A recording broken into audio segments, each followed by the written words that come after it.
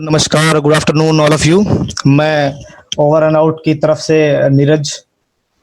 जैसे कि आप सबको पता है कि आज वर्ल्ड इन्वायरमेंट डे है और इस साल का थीम है इट्स टाइम फॉर नेचर।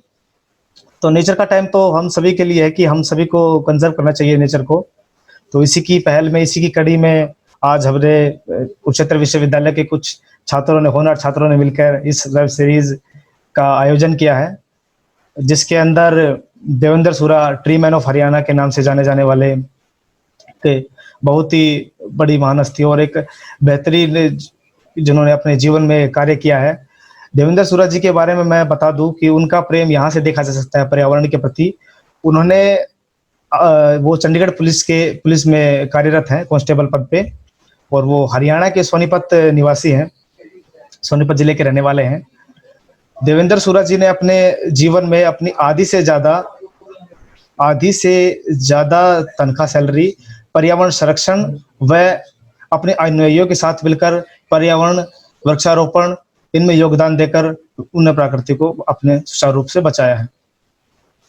तो देवेंद्र सूरा जी ने अपने पिछले 7-8 सालों में 2.5 लाख से ज्यादा ट्रीज लगाए हैं। और मैं आपको थोड़ा सा ओवर एंड आउट के बारे में जानकारी दे दूं कि ओवर एंड आउट की स्थापना 1.5 साल पहले ही हो चुकी थी। पहले तो हम ग्राउंड वर्क में काम करते थे, बट अब लॉकडाउन, कोरोना वायरस जैसे कि फैल चुका है, उसमें सभी अपने घरों में कैद है।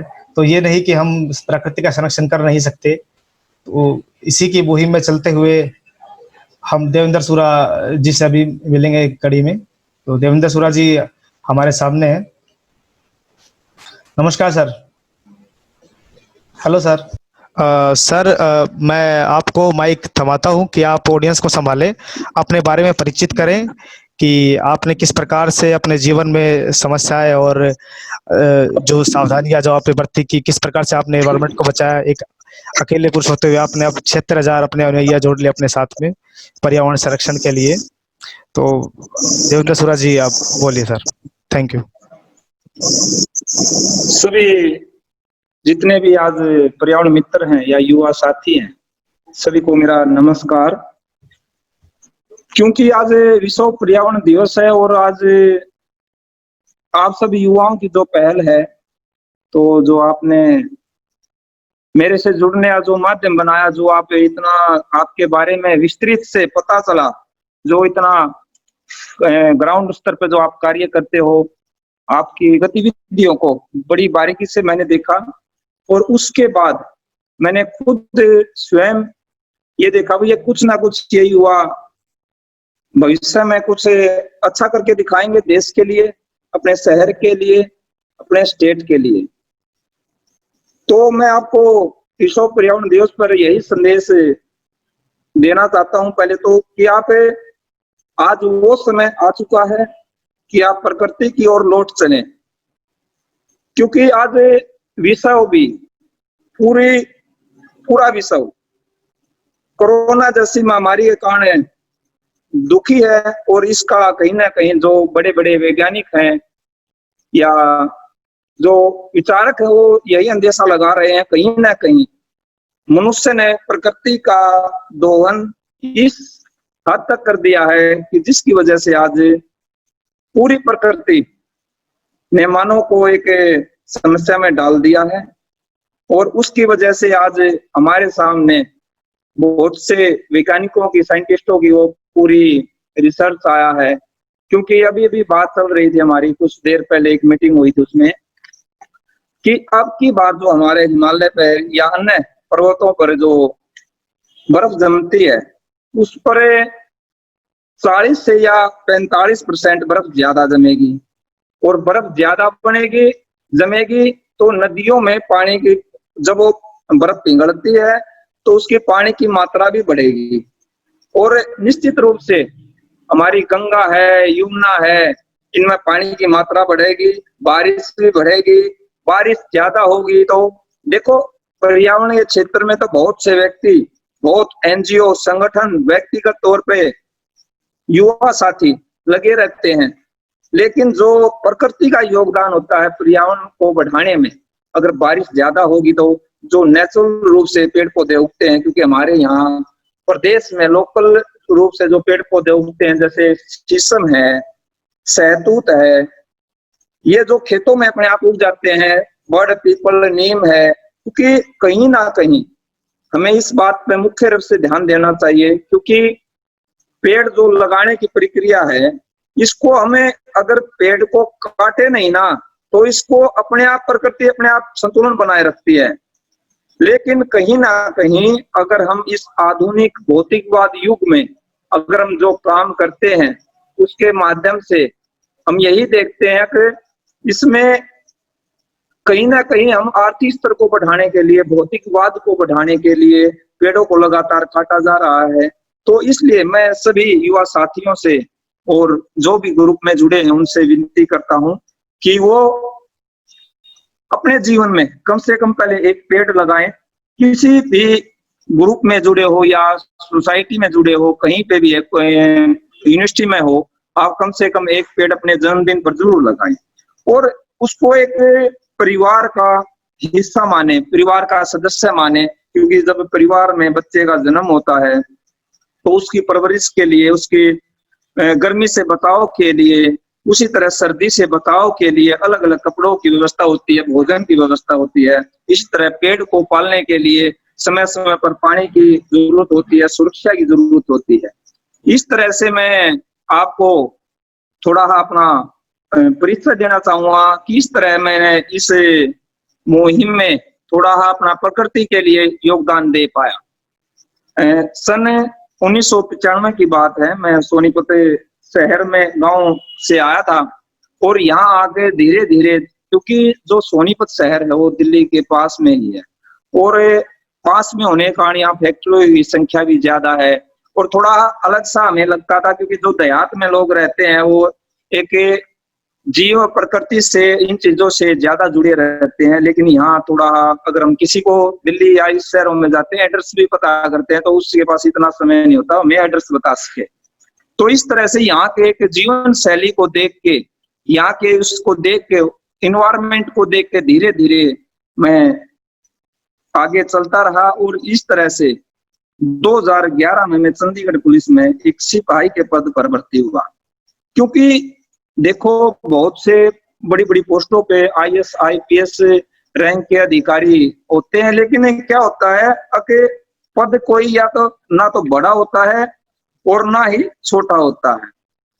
इस तरह से वहां 2011 में जब मेरा सिलेक्शन हुआ तो वहां मैंने देखा, वहां की हरियाली को देखा, वहां के इन्वायरमेंट को देखा और वहां देखा कि पेड़ पौधों की वजह से बारिश भी ज्यादा होती है।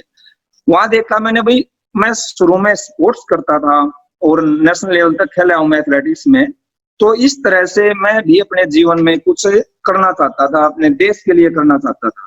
तो वहां जाके मैंने खुद देखा कि इस शहर को एक प्लान से, एक प्लानिंग सिटी बोली जाती है चंडीगढ़ को, प्लान से इसको बसाया गया है और प्लान से इसमें पेड़ लगाए गए हैं। पेड़ जैसे प्लान से जैसे ज्यादा कर, वहां सबसे ज्यादा पेड़ पिलखन है, चक्रेसिया है या हरड़ है, बहेड़ा है, आवड़ा है, तो कुसुम है, मतलब अमलतास है, अलग अलग तरह के पेड़ है जो सुंदरता, जैसे शहरों में पेड़ है अमलतास है या कदम है, ये पेड़ शहरों में सुंदरता को बढ़ाते हैं। कदम हरा भरा दिखता है, व्यक्ति मन को खुश करता है और लंबी हाइट जाती है। अमलतास पूरा पीला हो जाता है। इसी तरह से वो पिलखन है, भारी पेड़ है, अच्छी छांव है। और हरड़, बहेड़ा, आवड़ा, इसके अपना त्रिफला जो आपने सबने यूज किया होगा, त्रिफला खाते हैं, जो पेट के लिए बड़ा ही एक औषधीय काम करता। और हमारे अर्थशास्त्रों में भी बताया गया है, वेदों पुराणों में बताया गया, जो व्यक्ति डेली एक हरड़ का प्रयोग करता है उसकी वजह से पूरा अपना जो पेट का सिस्टम है, पूरे शरीर का सिस्टम है, बहुत कम ऐसा सुनने में आया जो व्यक्ति डेली हरड़ खाता है, बड़ी हरड़ होती है, एक दाल होती है लेकिन पेट में लगती है हरड़, वो व्यक्ति बहुत कम बीमार होता है, उसकी जो सहन क्षमता ज्यादा बढ़ती है और वो ज्यादा अपना कार्य कर सकता है। और इसी तरह से वहां की हरियाली को देख के, क्योंकि कार्बूजियर ने इस शहर को बसाया था और एक निश्चित दूरी पर पेड़ लगाए गए हैं। बड़ा पेड़ है उसको 45 से 50 फीट पे है, फिर उससे छोटा पेड़ है 25 फीट पे है, इस तरह वहां एक श्रृंखलाबद्ध तरीके से पेड़ लगाए गए हैं। तो चंडीगढ़ सिटी हमें ये सिखाती है कि हम भी एक नए शहर को, नए गांव को, नए नगर को कैसे एक प्लान से, एक पूरा विचार विमर्श करके, एक संगोष्ठी करके हम एक शहर को, अपने गांव को हम एक चंडीगढ़ से भी सुंदर बना सकते हैं। उसमें कोई बड़ा कार्य नहीं, बहुत से बड़े बड़े एनजीओ है या जो लोग हैं उन यही सोचते हैं भाई किसी भी कार्य को करने के लिए संसाधनों की आवश्यकता पड़ती है या आर्थिक स्तर मजबूत होना चाहिए। ऐसा नहीं है।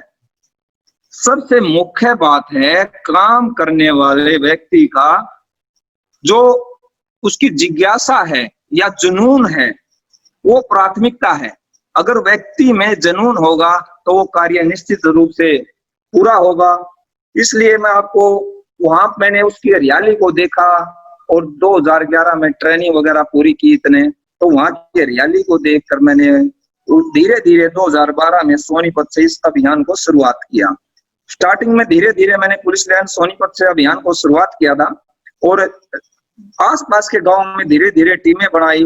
हाँ, पेड़ वहीं लगाते हैं जहां पेड़ को सुरक्षा मिले और पानी मिले, क्योंकि पेड़ लगाना तो आसान है। मुख्य बात भारत में भी बड़े बड़े विशेषज्ञ इसी बात पे चर्चा कर रहे हैं, क्योंकि पेड़ तो हर साल बहुत लगते हैं, लेकिन मुख्य बात है वो चलते कितने हैं। तो इस पे हमने विशेष ध्यान देना चाहिए कि हम मुख्य बात ये रखें, संख्या बल पे ध्यान ना दें, क्योंकि एक समय आप इस क्षेत्र में या किसी भी क्षेत्र में कार्य करेंगे तो आपके मन को ऐसा लगेगा इतने पेड़ लगाए या ये काम किया, इतना बढ़ा दिया, लेकिन स्वयं के मन को तो ये पता है कि हमने कितना कार्य किया है। और इसी तरह मैंने धीरे धीरे उत्साह बढ़ता गया और मैंने ठान लिया कि पूरी की पूरी सैलरी मैं इस अभियान में लगाऊंगा। तो एक व्यक्तियों से साथी मिलते हैं या नए पर्यावरण मित्र जुड़ते हैं, यही बताते हैं भाई इतनी सैलरी आप कैसे लगा पाते हो, हमारे से तो नहीं हो पाएगा, नहीं हो पाएगा। ये तो एक धारणा ही नहीं, जितना हम कर रहे हैं वो तो कुछ भी नहीं है। और जो व्यक्ति चाहेगा हमारे से भी बहुत ज्यादा कर सकता है। और उन युवाओं का हम सम्मान करते हैं जो हमारे साथ मिलते हैं, या आपके साथ भी ऐसे युवा मिलते होंगे और धीरे धीरे और भी मिलेंगे। अब जो व्यक्ति अपना ये देखेगा भाई ये टीम में ये ज्यादा काम करता है, उसको अलग से ही दिख जाएगा, कहने की जरूरत नहीं है। सब काम में धीरे धीरे आप लगे रहो। ऐसे युवा साथियों को हम आगे आगे लेकर आते हैं और इसी तरह इस अभियान को आगे बढ़ाने के लिए अब तक 2,88,000 पेड़ हमें लगा चुके हैं, जिसमें आंकड़ा 2,88,000 में 1,60,000 हमें खुद पौधारोपण किया है। इसके अलावा जो वृक्ष हैं वो मंदिर में प्रसाद के रूप में बांटना है, या स्कूलों में जागरूकता के रूप में बांटना है, या त्रिवेणी अभियान में है, इस तरह से हमने बांटे हैं। और अब तक मैंने 2 बैंकों से लोन लिया है 13 लाख रुपए का, SBFC बैंक और कोऑपरेटिव बैंक ऑफ पंजाब से। और इस तरह से मैं खुद व्यक्तिगत तौर पे 30 से 32 लाख लगा चुका हूँ, और अन्य साथी जो युवा साथी हैं वो भी इस अभियान में लाख रुपए लगा चुके हैं। और बात ऐसे इतने मायने नहीं रखता, जो उनका काम है। कुछ युवा साथी हैं तो मैं अभी आप इधर आए तो मैं आपका परिचय कराऊंगा। वो इतने जुझारू हैं, इतने मेहनती हैं कि उन्होंने जो है आज हमारे पास जो पेड़ रखे हैं, बड़े बड़े वृक्ष हैं, ज्यादातर पेड़ उन्होंने बड़, पीपल, नीम इस तरह के पेड़ जो तैयार किए हैं, जो प्रजातीय पेड़ है और जिनका ज्यादातर वर्णन अपना वेदों में, शास्त्रों में इनमें मिलता है, वो पेड़ वो तैयार करते हैं। देखो, स्वयं एक व्यक्ति का प्रयास होता है, लेकिन धीरे धीरे कुछ 1-2 साल के अंदर कुछ ऐसे युवा साथी मिले जिनको मैं कह सकता हूँ उनकी आयु मेरे से काफी कम है, लेकिन वो लगातार किसी भी क्षेत्र में या इस क्षेत्र में कार्य करेंगे तो एक निश्चित दूरी इतना मैं नहीं कर पाया जितना वो कर पाएंगे। क्योंकि ये हमारे मन में कहीं नहीं लगना चाहिए कि हम मतलब व्यक्तिगत तौर पे मैं नहीं, हम एक कोई भी संगठन है, कोई भी उसका एक विश्वास जरूरी है। विश्वास अगर आपस में होगा, हम किसी कार्य को कहते हैं ना भाई, जुड़ाव के लिए मानसून स्तर में बहुत से लोग पौधारोपण करते हैं और फोटो खिंचाते हैं, घेर देते हैं, लेकिन कहीं ना कहीं व्यक्ति का सबसे पहले विचार बनना चाहिए। हर कोई हमारे कार्य से खुश है और वो सोचता है, भले ही वो कार्य ना करे, हाँ, जो विचार भी करता हो हमारे कार्य के साथ जुड़ा है। और इस तरह से मैं नीरज भाई से बात हुई, बड़ी खुशी हुई। उन्होंने बताया भाई इस तरह से मैं कार्य करते, और उन्होंने कुछ फोटो और कुछ गतिविधियां जो वो कार्य करते हैं उन्होंने भेजा है। बड़ी खुशी हुई मेरे को देखकर। इस तरह से अगर आप इस पौधारोपण अभियान को एक पर्यावरण दिवस पर सबसे विशेष बात यह है, अब भाई पौधारोपण अभियान को जन आंदोलन कैसे बनाएं, इसको एक विचार बनाएं, अपने जीवन में लेकर आए इसको। अब भाई हमें इससे जुड़ना है, क्योंकि लोगों को सांस लेने के लिए प्राण वायु चाहिए, लेकिन वो सोचते नहीं है ये वायु आएगी कहां से। अगर वो ऐसा सोचने लग जाए तो वायु हमारे को सांस लेने के लिए कहां से आती है, क्योंकि ये पेड़ों से आती है। क्योंकि इसी तरह से भोजन की बात आती है, भोजन जरूर करते हैं लेकिन ये नहीं सोचते भोजन कैसे तैयार होता है और किस तरह का भोजन करना चाहिए, क्योंकि पेस्टिसाइड भी एक मुख्य कारण है हमारा प्रदूषण भी होता है, उससे बीमारियां होती हैं। प्रदूषण एक फेफड़े की बीमारी हुई, क्योंकि हार्ट अटैक की बीमारी हुई पीछे, तो डॉक्टर की भी मुख्य बात यही आई थी, जो प्रदूषण के कारण बहुत सी बीमारियां हमारे देश में होती जा रही हैं, जैसे प्रदूषण है, हार्ट अटैक है, कैंसर है। इस तरह हमें इस समस्या से निजात पाने के लिए अपने घरों में छोटे लेवल पे पेड़ लगाएं या आसपास पेड़ लगाएं। इस तरह हमने पक्षियों के लिए भी अपने अलग से हमने पक्षी विहार बनाए हैं, क्योंकि उसकी एक प्रॉपर तरीके से जिस तरह हमें जीने का अधिकार है, उसी तरह पक्षियों को भी जीने का अधिकार। पक्षियों के लिए पक्षी विहार बनाते हैं, गांव-गांव जाते हैं। शुरुआत में हमने पुलिस लाइन सोनीपत में पक्षी विहार बनाया, जहां जिसपे हमें पता चला भी जाली लगाने से प्रॉपर तरीके से भाई बिल्ली वगैरह, कुत्ता वगैरह ना आ जाए, जिससे पक्षी आराम से पक्षी ज्यादा करे, कच्चा पक्का दोनों तरह का। जैसे भोजन के लिए चिड़िया वगैरह रेत में खेलती है। और मैं आपको बताता हूँ, गोरैया का सबसे जो घटने का कारण है वो कहते हैं प्लेंटरों की छतें, पक्का जो कंक्रीट के जंगल हमने खड़े कर दिए हैं। उसमें सबसे मुख्य बात क्या है, अगर भाई पहले हमारे प्राचीन समय में कड़ी होती थी और कड़ियों में आसानी से अपने ये घोंसले बनाती थी और ऐसे ही खेलती रहती थी, अंदर भी घूमती रहती थी। और जैसे ही हमने ये कंक्रीट के जंगल खड़े कर दिए हैं, इसमें लेंटर वगैरह और उसके साथ में फिर खिड़की पे अपना जाली लगाते हैं, शीशा लगाते हैं, क्योंकि इनको रहने के लिए तो जंग है, ये मनुष्य की मित्र है।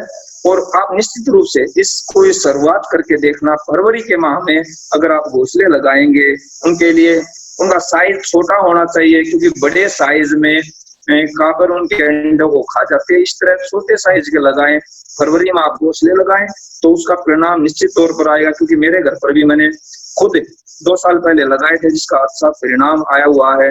और हर बार 12 से 14 चिड़िया उसमें अपना घर बनाती है और एक जीवन चक्र चलता है उनका। उनके लिए पानी की व्यवस्था करें, एक अपने संस्कार बनाए इस चीज को। अब भाई पक्षियों के लिए पानी रखना है, घर में घोंसला होना चाहिए। एक घर को इस तरह से, पूरे घर को, एक मुख्य बात है भाई हमारे घर का पानी वेस्ट नहीं होना चाहिए। जैसे एसी का पानी है वो पौधों में डाले, जो साथी एसी यूज करता है, और जो आरओ का वाटर है उससे बर्तन साफ करें, पौधों में डालें। बिजली का प्रयोग कम से कम करें। और जितना भी सिस्टम है, तो कुल मिला के अपनी घर की सब्जियां उगाएं, घर में औषधीय पौधे लगाएं, जैसे तुलसी है, रामा श्यामा, काफी एंटीबायोटिक है। इस तरह और भी औषधीय पौधे लगाएं। तो मैं साथियों से एक और बात बताना चाहता हूं, क्योंकि ज्यादा से ज्यादा क्या होता है कि हम आज पर्सनालिटी होती है, इंटरनल पर्सनालिटी, एक्सटर्नल पर्सनालिटी। एक एक्सटर्नल पर्सनालिटी होती है जिसके चक्कर में हम दिखावे में जीते रहते हैं। देखो आर्थिक स्तर बड़ा है, शिक्षा बड़ी है, लेकिन हमें जीवन में भी सुधार लाना चाहिए। सर देवेंद्र सूरा जी। हाँ जी। हाँ सर, हमारे पास हाँ जी। समय की कमी है थोड़ी सी, और बहुत सारे बच्चे जो है, जो आपको देख रहे हैं, हमारे दोस्त सहपाठी, उनके आपसे बहुत सारे प्रश्न थे। उन प्रश्नों का आप उत्तर दे देते तो बड़ा अच्छा रहता। उनकी जो आपसे बहुत सारे क्वेश्चंस थे, वो ठीक है, क्वेश्चन ठीक है, करते हैं। ठीक है, ठीक है, ठीक है, तो जो भी सर से क्वेश्चन करना चाहता है, वो प्लीज अपना रेज हैंड कर दे, देन हम उसके ऑडियो ओपन कर देंगे, वो सर से क्वेश्चन कर पाएगा सीधा। हेलो। हाँ जी। जय हिंद साहब, जय हिंद। जय हिंद जी। सर, मैं आपका फॉलोअर बोल रहा हूँ, विशाल शर्मा। मैं हरियाणा से ही, हाँ अम्बाला जी। से बिलोंग करता हूँ। सर, मेरा आपसे अच्छा, अच्छा। आपसे बहुत ज्यादा मोटिवेटेड हूँ, और मैं आप इसलिए चाहता हूँ कि आप थोड़ा अपनी नर्सरी के बारे में भी हमें बताएं। जो आपने एशिया की सबसे बड़ी नर्सरी बनाई है सोनीपत में, उसके बारे में हाँ, थोड़ा हाँ। कृपया बताएं। ठीक है, ठीक है। जो नर्सरी है, वो नर्सरी में क्या है, आपने बड़ी अच्छी बात की है, क्योंकि पौधारोपण के लिए मुख्य जो है नर्सरी में ही काम चलता है, क्योंकि बाहर से जो पौधे हैं ना, वो बहुत ही कॉस्टली पड़ते हैं और इतने सक्षम भी नहीं होते, ज्यादा भी नहीं लगा पाते, इसलिए मैं नर्सरी बताता हूँ। नर्सरी में क्या करो, जो हमारे यहाँ सबसे ज्यादा, अभी जैसे बेलपत्र के बीज है, अभी तैयार है, तो कुसुम के बीज तैयार हैं, कचनार के बीज तैयार है, और आने वाले समय में सबसे देहाती बीज है जो अपने जामुन और नीम और आम। आप जो घरों में जामुन खाते हैं, तो जामुन को इकट्ठा करें, उसको धो लें, क्योंकि उसमें कीड़े वगैरह ना आएंगे। उसको धोने के बाद आप जैसे ही उसको एक थैली या कोई भी आपकी दूध की थैली है या डिब्बे हैं, कैसी थैली है, उसमें लगा के, उसमें आप साधारण बात मैं आपको बताता हूँ, नर्सरी में बीज कैसे होते हैं। जितना मोटा बीज, उतनी मिट्टी उस पर डाल दें, और मिट्टी को दबाए नहीं, बिल्कुल साधारण, मतलब उसकी सॉफ्ट होनी चाहिए मिट्टी, जिसकी वजह से पानी से निकल सके, और टाइट मिट्टी ना हो। इसलिए जामुन की भी बड़ी है, तो उससे जितनी मोटी उतना ही माटी चढ़ा दें। नीम की छोटी है, और नीम का समय जल्द, जितना उसके ताजा बीज उठाए नीम का, और उसको 1 या 2 दिन के अंदर ही लगा दें, धोकर उसमें लगा दें, एक बार छांव में सुखा कर। तो ऐसे ही जामुन का समय थोड़ा ज्यादा है। इस तरह ही जामुन और नीम से आप इसकी शुरुआत कर सकते हैं। और घरों में जैसे अपना, और जैसे तुलसी है, तुलसी के इकट्ठ करें, उसकी टोप तैयार करें। इसी तरह हमने नर्सरी में जो हमारे पर्यावरण मित्र साथी हैं, तो उन्होंने ऐसे ही अपने घरों से बीज लाते थे, और खुद जैसे बड़, पीपल, नीम या अन्य इस तरह के, जामुन है, नीम है, उसके बीज लाते थे, और इस तरह से वो खुद तैयार करते, तो तैयार करते, फिर उससे बड़े में लगाते, फिर इस तरह से 8-10 फीट के, क्योंकि जो पौधा हमें नर्सरी से जो रेट पे मिलता है, वो उसके मुकाबले वो कम से कम जो पौधा 100 रुपए मिलेगा, यहाँ 40 रुपए में बिल्कुल अच्छा और हेल्दी पौधा तैयार हो जाएगा। जी sir, thank you sir. Sir, Prateek Trivedi हैं, वो आपसे प्रश्न पूछना चाहते हैं। उनका प्रश्न है, सर आजकल शहर में गार्डन बनाना तो पॉसिबल नहीं हो पाता, पर छोटे गमले किस किस के रख सकते हैं? प्रतीक त्रिवेदी जी ने क्वेश्चन पूछा। देखो, गार्डन बनाना आसान नहीं होता, लेकिन देखो, हमें कहीं से भी सीखने को मिले, सीख लेना चाहिए। एक ये पत्ती है जापान की, मियावाकी पत्ती, जिसमें क्या है, अगर आपने जितनी जगह में आपकी 6 फीट चौड़ी, या जितने में कार खड़ी होती है पार्किंग के लिए, इतनी जगह में भी आप मियावाकी विधि अगर सर्च करोगे, तो उसके माध्यम से भी आप एक छोटा जंगल तैयार कर सकते हो। शहर में जैसे आसपास में क्षेत्रों में या कॉलोनी में जो जगह साइड में होती है ना, एक छोटा मिनी एरिया तैयार कर सकते हैं। इस तरह से जो अपना गमले का जो आपने बताया, गमलों में ज्यादा वो पौधे ना लगाएं जो जिनकी केयर कम होती है और जल्दी मर जाते हैं। ज्यादातर यही बिजनेस की प्रक्रिया चलती है, लोग पौधे लाते हैं और लगा देते हैं। इसमें क्या करो आप, अगर आपको वास्तव में इसको बढ़ाना है, पुदीना, धनिया, इस तरह के, तुलसी, ये पौधे लगाए, और साथ में जैसे एक गमले में एक जामुन लगाई आपने, तो उसमें पानी दें, 1 साल बाद वो आपकी 3 फीट की, 4 फीट की हो जाएगी। इस तरह एक में आपने बरगद लगाया, नीम लगाया, उन पौधों को डोनेट करें, इस प्रक्रिया को चलाएं। अगर आप 100 साथी हो, तो 100 साथी इस तरह से, ये देखो कितना कार्य कर पाओगे। इस तरह संख्या अगर बढ़ेगी, 10 साथी हैं, तो इसमें इस तरह से संख्या बढ़ेगी। ये तो नहीं आप बाहर के पौधे लगाएं, आप भारतीय प्रजाति के जामुन, ये उठड़िया मारने से जो आपको खुशी मिलेगी, आगे आओगे भी, ये पौधा मरना नहीं चाहिए, इस गांव में लगना चाहिए। इस तरह आप गमले वाली प्रक्रिया में इस चीज को ऐड करें। और जो आपकी सब्जी वगैरह बचती है, छिलके वगैरह पड़ के, उसको मिट्टी में दबा दें। कोई काम करने की जरूरत नहीं आपने, मिट्टी में दबा दें उसको, धीरे धीरे वो बढ़ जाएगा और खाद बन जाएगा, उसी को उसमें डालते रहें। ठीक है सर, ठीक है सर। अनुज शर्मा का अगला क्वेश्चन आपसे कि अगर कोई पर्यावरण मित्र समूह से जुड़ना चाहता है तो वो कैसे जुड़े सर? पर्यावरण मित्र समूह से कैसे जुड़े? अनुज शर्मा पूछना चाहते हैं। देखो, ये पता है जुड़ना क्या है, हमें किसी भी संगठन के साथ, कोई भी युवा ग्रुप है काम कर रहा है, इसमें जुड़ने की प्रक्रिया यही है कि इसमें कोई ये नहीं है भाई हमारे से ही जुड़ना चाहता है या मेरा है या मेरा, जो जहाँ पे आप हो, या जैसे ये नीरज भाई ने बताया ग्राउंड स्तर पर कार्य करते हैं, इनसे आप जुड़े और इनके माध्यम से इस तरह, मतलब ये कोई हमारा ये लक्ष्य नहीं भाई इसको भीड़ बढ़ाना है या ज्यादा से ज्यादा करना है। आप जहाँ पे भी हो अपने आप इस काम को करें, और जो आपके साथ अच्छा काम कर रहे हैं, आपके शहर में है या गांव में है, उनके साथ जुड़ के, सबसे बड़ा पर्यावरण मित्र तो यही है, आप स्वयं पहले पौधे लगाएं, 1 लगाएं या 10 लगाएं, उनको वृक्ष बनाएं। मैं ये आपको कहता हूँ कि आप वास्तव में पर्यावरण मित्र बनेंगे और आपसे लोग प्रेरणा लेंगे। बिल्कुल सर, आपने बिल्कुल सच कहा। अगर जिसका मन हो, मन में ठान ली है, तो वो खुद भी पर्यावरण मित्र बन सकता है। सर अगला प्रश्न है प्रवीण राम का कि सर आपने अपनी साइकिल पे इतना बड़ा कार्य करके दिखाया, आपको ये मोटिवेशन कहाँ से मिलता है सर? देखो, पहले मैं स्कूल में साइकिलों पे जाता था, फिर धीरे धीरे क्या हुआ कि बीच में ऐसी व्यवस्था बनी कि मैंने खुद एमडी यूनिवर्सिटी में पढ़ा, फिर उसके बाद सिलेक्ट हो गया। तो वहाँ क्या है कि मेरी भी ऐसी लोगों की तरह सोच बन गई धीरे धीरे। अब भाई कौन साइकिल तो नहीं है, अब तो हमारा हाथ इस तरह ठीक हो गया है। लेकिन जब मैंने वास्तविक रूप से देखा, अब नीदरलैंड जैसे हमारे मित्र है नीदरलैंड में, वो साइकिलों का देश कहा जाता है, और वहां पर क्या है अब प्रधानमंत्री भी साइकिल पर चलता है, आईएएस अधिकारी या बड़े बड़े जो अधिकारी हैं वहाँ, वो साइकिलों का, बड़े बड़े बिजनेसमैन साइकिलों का यूज करते हैं। उनके अंदर कोई इस तरह की मतलब एक इज्जत नहीं है। तो मैंने भी शुरुआत में जब शुरुआत की, बहुत से लोगों ने इसी क्वेश्चन को किया था, कहीं ना कहीं आपका आर्थिक स्तर कमजोर है इसलिए आप ज्यादा साइकिल का यूज करते हैं। नहीं, आज बहुत से हमारे कई हजार युवा साथी हैं जो साइकिल का लगातार यूज कर रहे हैं, और इस तरह मैंने धीरे धीरे इसको प्रमोट किया और प्लेट लगाई। शुरू शुरू में अजीब लगता है कोई भी काम करने में, और लेकिन आज ये चीज साधारण लगती है। बहुत से साथी इस प्लेट को लगाते हैं, बिल्कुल इज्जत नहीं है। हाँ सर, हाँ सर। सर जैसे कि समय की कमी हो रही है, हमारे पास भी समय कम है, तो आप एक बार जो रिजल्ट है इस लॉकडाउन कंपटीशन के फोटोग्राफी के, तो आप उनको अनाउंस कर देते विनर्स के, तो अच्छा रहता सर। आज के जो विनर्स हैं, जो जिन्हें फोटोग्राफी में क्या है, मैं एक बार मैं आपको बताता हूँ। बाल भवन में था, मेरे को पेड़ बनाना अच्छे आते थे, पेड़ तो बनाया, अपना बना दिया और घुमा दिया। तो उन्होंने मेरे को जिला स्तर पर भेज दिया, आप पेंटिंग अच्छी है आप जाइए, पेड़ ही बनाने आते थे। मैं वहां जाकर मेरे पे बत्तख आ गई मेरे उसमें तो मेरे को तो बना दिया, बत्तख नहीं बन पाई। इस तरह इंटरेस्ट होता है व्यक्ति का।